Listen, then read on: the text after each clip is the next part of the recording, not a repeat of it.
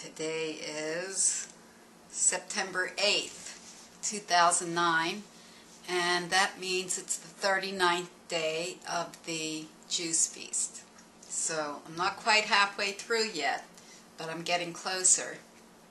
And I'm drinking some green juice. It's got some grapefruit in it and a little aloe, but it's mostly greens. So, today's been sort of a hard day. A lot of emotional issues coming up for me. It's not so much that I'm hungry. I'm having some communication problems. You know, men are from Mars, women are from Venus. Sometimes it feels like we're not talking in the same planet. Anyway, I'm reading this book called Women and Love. It's by Sher Hite. It was a bestseller. And she interviews lots and lots of women, and she gets a good grasp, percentage-wise, of what issues they have in relationships. It was written back in 1987, but it's pretty much right on for what's going on now. I really do think we're different. We think differently and we're raised differently. Anyway, along with that goes Healing the Spirit, which is by Janet Sahafi. And one day her live-in boyfriend picks up and leaves. And it's the same day that the night before she hears a voice of this spiritual teacher, right when she's going to sleep, and she goes to see the spiritual teacher, and the woman gives her Shakti, which is like spiritual energy, so that she goes into a state of bliss when the woman walks by, when the woman touches her, etc., etc. And that lasts for a week. So she's able to get through her upset that her partner left. But she's also filled with a light.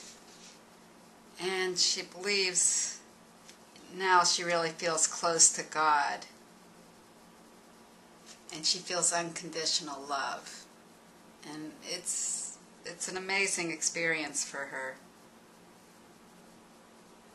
At first, she says, the first time the woman did it, she did it 3 times, but the first time it knocked her back. And the second time, if she hadn't been sitting down, she would have fallen backwards.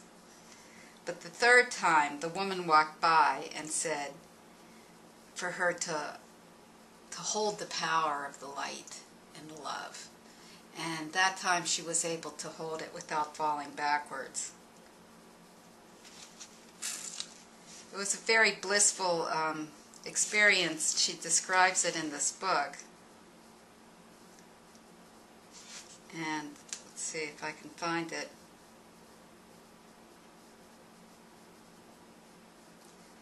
Breathe in the love, she said. She came back to me again, laid her hand on my heart. Once more, the jolt of the power of her energy went through me and knocked me backwards.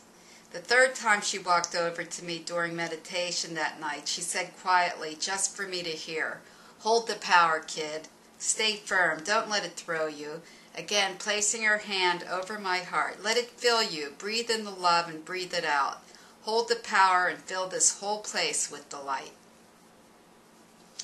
So,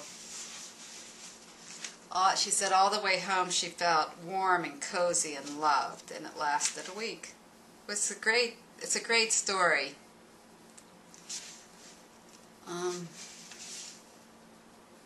think we all have the ability to tap into the spiritual light. It's really grace that allows that to come into us and to feel it. I've had it at times in my life. I suppose some part of me would like to feel it now. This woman had some illness that was, it was in her blood. She never exactly explains about it, but she felt from that experience that she was healed. And she went to a doctor for a skin condition which she thought was associated with the blood disease. But she thought now the blood disease is gone. So she went to this doctor, and the doctor said, you couldn't be healed of that. That's not healable. It's incurable. And she said, I know, I'm healed. So the doctor took her blood and gave her some antibiotics for this skin condition which she thought was associated with the blood disease. And a week or two later, she got information back from the doctor that she no longer had the blood disease. And the first thing the doctor said is, perhaps they misdiagnosed you when you were 16. Now, she was in her 30s when she was having this second test. No, doctor, I remember how sick I was. I remember almost dying. It's a miracle, plain and simple. I've been standing up for healing for 6 months in a spiritual class, and God has done what the doctor said was impossible. I don't know what to say to you, Dr. Kisa said. There is no medical explanation for it. It's just not possible. You don't have to explain it to me, she said. I definitely believe now what my teacher has been saying. Anything is possible with God's love. That healing confirmed for me that God's love and healing power were real. Hilda told us that God wasn't interested in punishing us. We do a good enough job of that on ourselves by the consequences of our own negative thoughts and actions. He loves us always, whether we are good, bad, or indifferent. And when we truly open the door of our heart and soul to Him, we are then able to feel the love that was always there. It rushes in to embrace us and breathe new life into our wounded spirits. So if anybody out there is suffering for any reason, maybe you want to join me now in prayer and just ask for the light of God to fill us, heal our bodies, our souls, our emotions, so that we can feel the truth of who we are,